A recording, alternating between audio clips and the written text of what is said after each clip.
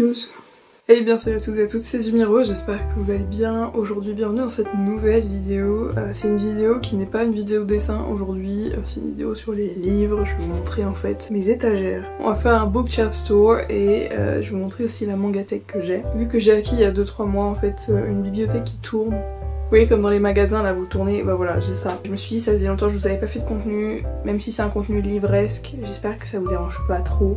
Voilà, faut savoir qu'il y aura sûrement du contenu livresque à un moment donné, étant donné que ça fait partie de mes passions et que je dessine pas genre tout le temps en fait. Surtout en ce moment, genre ce sketchbook en particulier, j'ai commencé ce sketchbook le 1er mai et comme vous pouvez voir, j'ai quasi rien foutu dedans en fait. Sur un du, voilà, j'ai rempli que ça en 2 mois. C'est pour vous dire à quel point c'est affolant. Mais comme à chaque fois, ça se trouve, je vais terminer ce sketchbook en 1 mois. Genre après avoir eu une panne artistique pendant 2 mois, genre je vais sûrement du coup réussir à le finir en fait. Parce que c'est comme ça que je fonctionne. Bref, en tout cas voilà, j'espère que vous êtes prêts pour ce petit bookshelf tour. C'est parti. Alors tout en haut, j'ai un poster de Tommy Shelby, j'ai Billie Eilish et j'ai ma pote sur un mannequin en bois. Voilà, on va vite passer parce que j'ai pas envie de l'afficher. Je suis pas très sûre qu'elle soit très heureuse de ça. Alors ici nous avons donc mes dystopies et Harry Potter. En fait je me suis dit pourquoi pas mettre genre tous les trucs qui ont bercé nos enfances, étant donné que ce sont des trucs assez emblématiques, assez connus. Voilà, qui ne connaît pas Hunger Games finalement? Même les darons ils connaissent Hunger Games. Moi je trouve ça dingue, je trouve ça génial. Mais voilà, Harry Potter, voilà. Ma mère elle adore le premier film, elle dit que c'est le meilleur. J'ai un peu ma petite collection Harry Potter. J'ai oublié de mentionner mais là en fait ce que vous voyez les boîtes là, ce sont des baguettes Harry Potter du coup que je possède. J'ai celle de Dumbledore dans les Animaux Fantastiques et j'ai celle de Voldemort. Divergente, Hunger Games, Labyrinthe. Des petits livres qui sont un peu casés n'importe où. Alors celui-là je l'ai lu, c'est Shaman Yesu et son ange Hesse. Et c'était franchement une bonne lecture, j'ai trouvé que c'était une lecture cocooning, néanmoins c'est trop court je trouve en fait.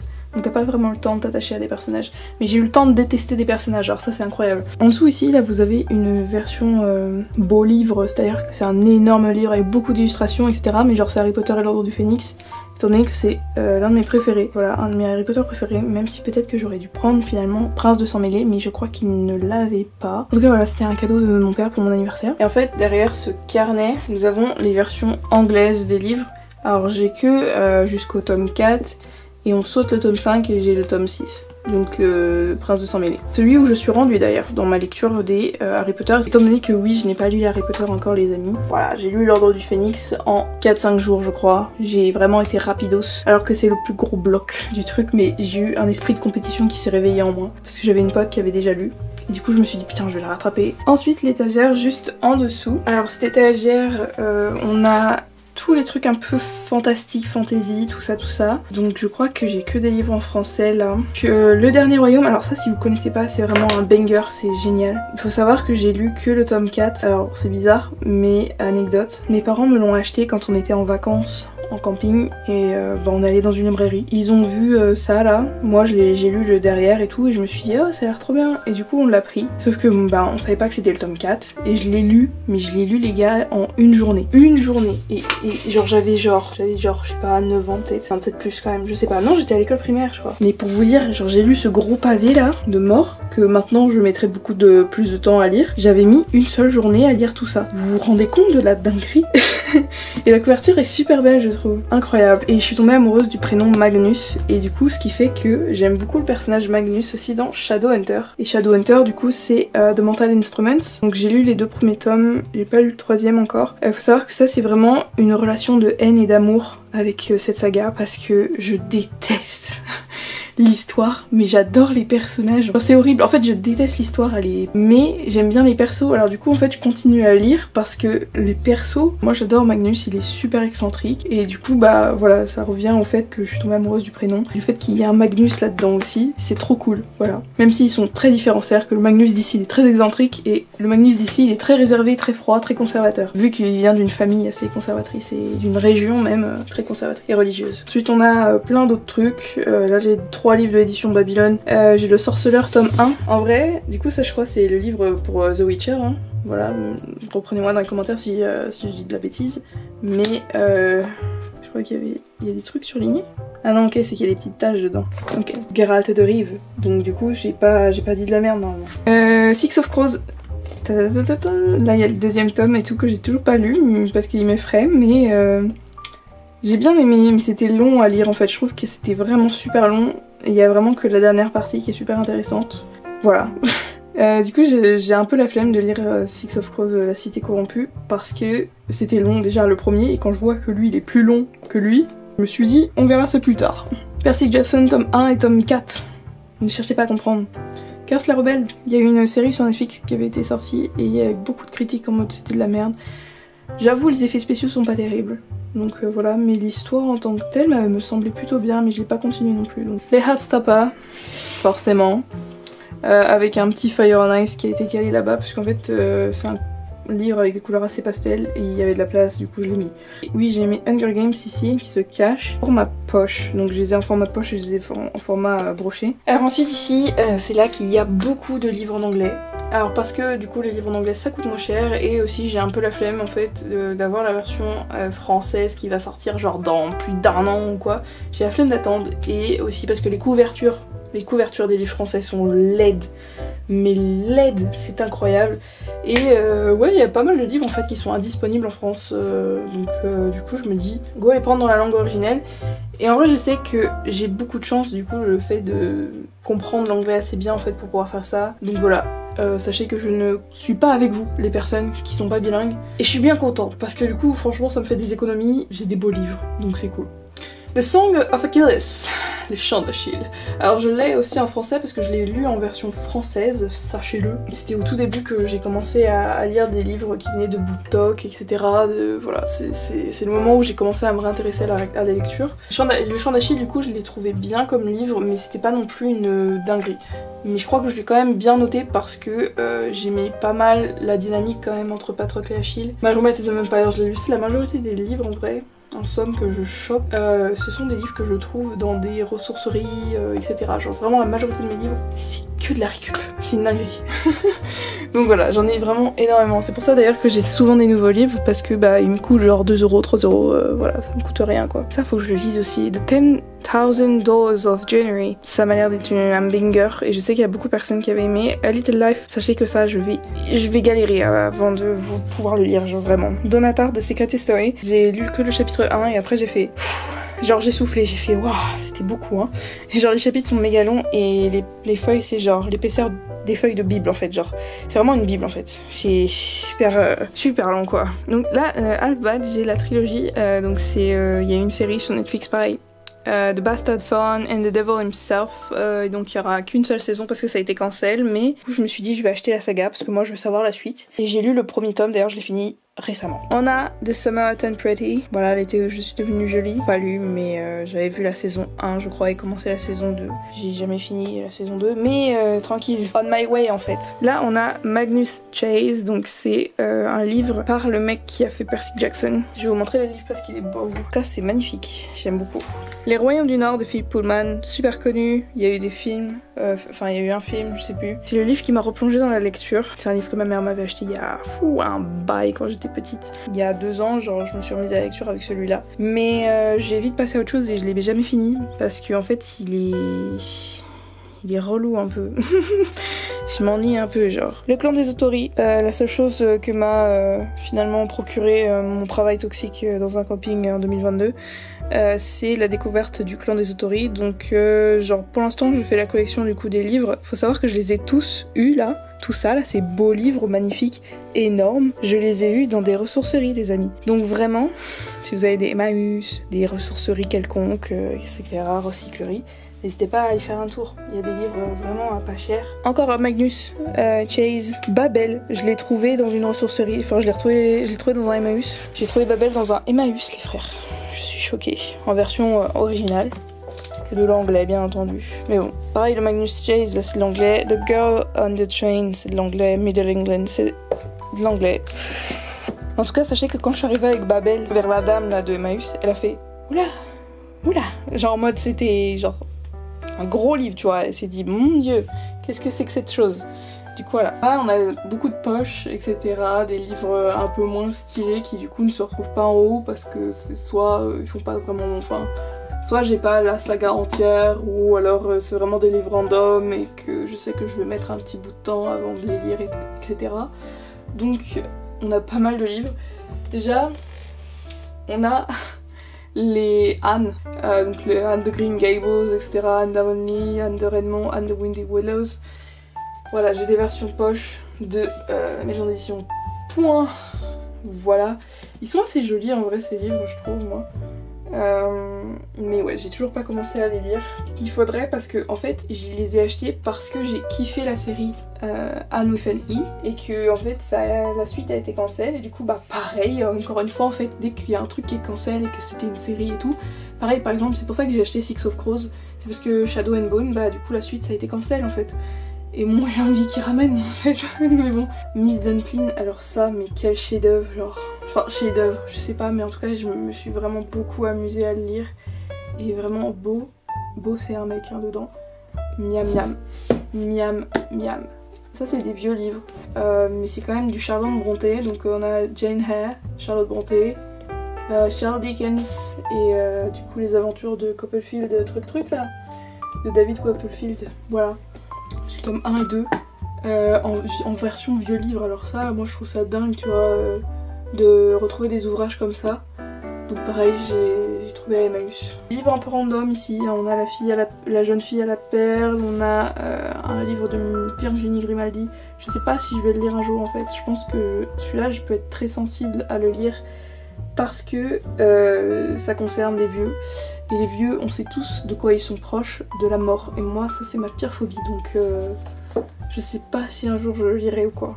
Voilà, à cœur ouvert, je l'ai depuis tellement de temps. Vampire Academy, alors ça pareil, je l'ai trouvé dans le Emmaüs où j'ai trouvé Babel d'ailleurs. C'est là où je fais mes meilleures trouvailles de livres chez Emmaüs, je trouve. Donc c'est cool. Donc voilà, ça je l'ai lu. Comme vous pouvez voir, des petites pastilles. J'ai kiffé.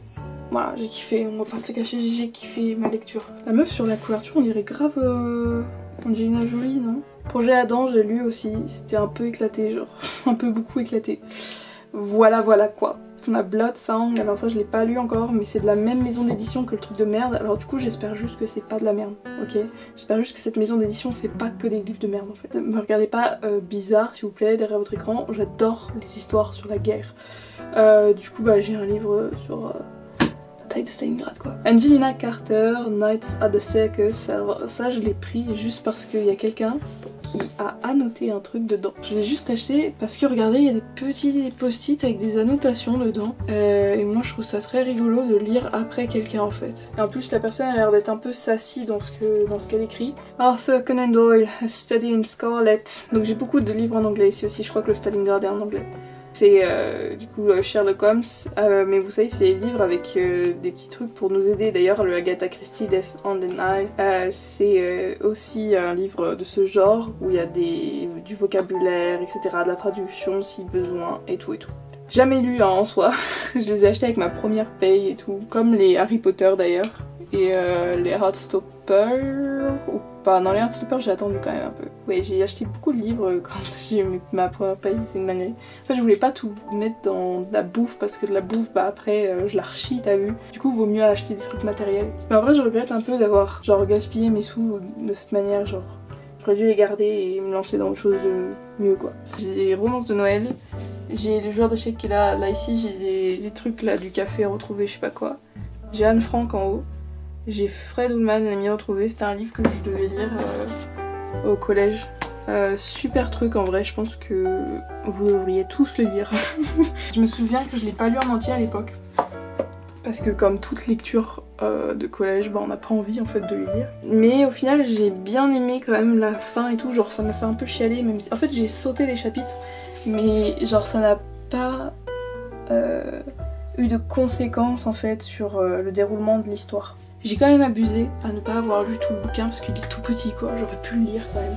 Au-dessus nous avons donc des figurines, donc là on a Shikamaru, Kakashi, ça c'est Kenjaku, ok? Je m'en fous. Le truc il a les petits machins là, pour moi c'est Kenjaku, c'est pas Geto. Ils ont mis Suguru Geto sur la boîte, j'étais là en mode pardon, quelle offense. Shoto Okai en mode version Noël avec son petit appareil là parce qu'il s'était pété les oreilles. Et Bakugo et Fushako du coup. Et ma sculpture LED au milieu les amis. N'y prêtez pas attention, elle est là mais il faut pas y prêter attention, ok? Alors là du coup nous avons tous mes Fairy Tail 100 Year's Quest. Ça commençait bien et je crois qu'à partir de là, du milieu, c'est parti en couille. Voilà. Il va y avoir le film, je crois, bientôt de cette quête. Je sais pas s'ils font un film ou s'ils font une série. Ensuite, on a tous mes Naruto, j'en ai que 8, oui. Écoutez, c'est la vie. Un petit guide de Tokyo au manga que m'avait offert mon père pour un Noël. On a mes My Hero Academia jusqu'au tome 10 et après, boum, on saute au tome 21. Alors parce que je crois que jusqu'au tome 6, c'est une pote qui m'avait donné et ça je les ai trouvés à Happy Cash ou un truc comme ça. Ensuite ça c'est parce que je voulais reprendre directement après là où je m'étais arrêtée dans l'animé. Faut savoir que j'ai pas regardé d'ailleurs les dernières saisons de My Hero Academia, il y a beaucoup de personnes qui ont été déçues mais moi en fait comme je lis le manga c'est en noir et blanc.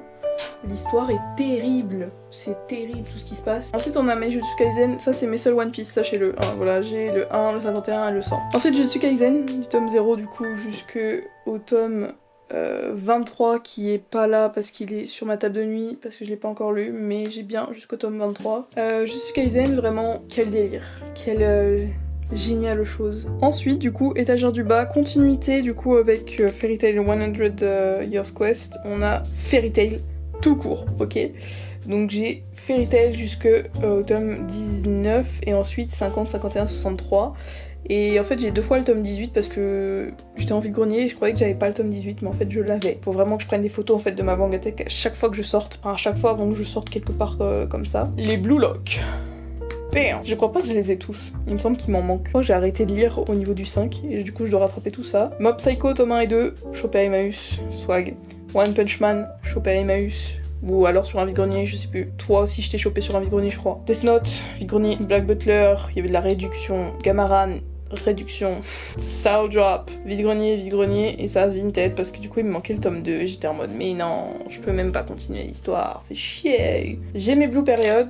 J'ai Silent Voice jusqu'au tome 3, j'ai Blue Box jusqu'au tome 3. Pareil, Blue Period, j'ai pas continué, genre, j'ai trop une merde. Moi je m'étais arrêtée vers là, tome 6 ou 7, non 7 ou 8, un truc comme ça. Voilà, j'ai pas continué, en fait à chaque fois que je le lis, ça me met dans une crise existentielle, donc je n'arrive pas à me dire go continuer quoi. Donc voilà. Assassination Classroom, je l'ai juste pour la forme, ok. J'ai regardé genre l'épisode 1, 2, 3, je crois, de l'animé, et après j'ai fait bon vas-y on s'arrête, genre je me faisais chier quoi. AQ, tome 1 jusqu'à 4, c'est déjà pas mal non? C'est mon animé préféré, mais j'ai que 4 tomes du truc. The Empire of Corpses et Grand Blue Fantasy, ça je les ai chopés je crois sur Vinted et je les ai toujours pas lus. MDR, ça va faire plus de 3 ans. L'imprimerie des sorcières, coup de cœur. Genre c'est de la soft fantasy, genre c'est trop mignon.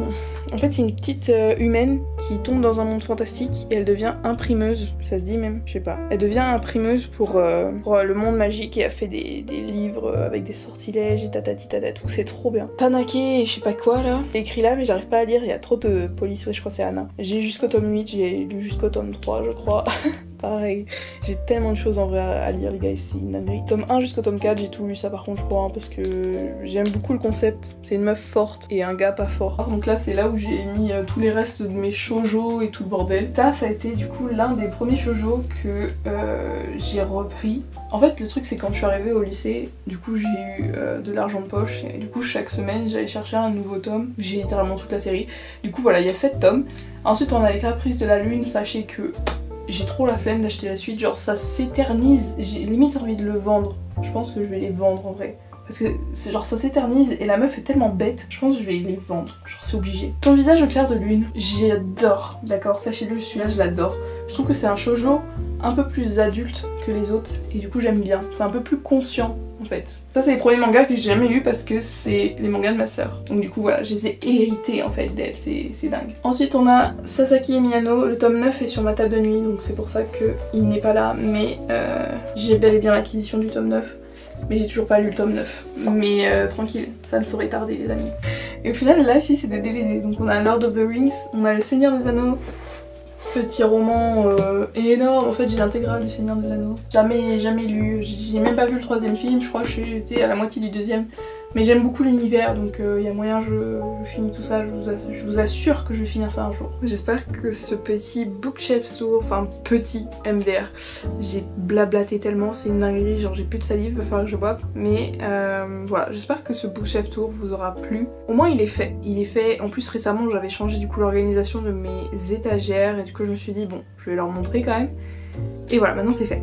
Donc je peux refoutre le bordel partout et réavoir d'autres livres finalement. N'hésitez pas à me dire dans les commentaires ce que vous pensez de mes stagiaires, si vous changeriez quelques trucs ou pas. Moi j'aime bien là comme ça. Moi je vous dis à plus dans une prochaine vidéo, j'ai un nouveau logiciel de montage, j'espère qu'il va pas me lâcher. En fait c'est ça qui a fait que j'ai voulu faire cette vidéo, c'est que je voulais tester mon nouveau logiciel de montage et je me suis dit bah go faire une vidéo bouche chef sourd pour pouvoir tester ce logiciel de montage. Bah voilà, j'ai fini. Bye bye.